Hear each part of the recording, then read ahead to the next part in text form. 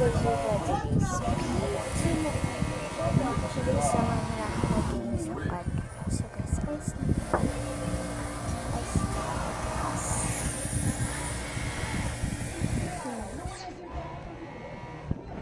ka ba?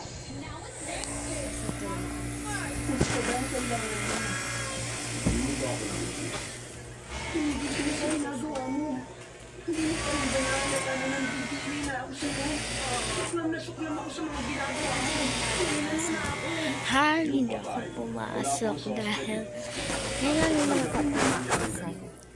Natutulog ako.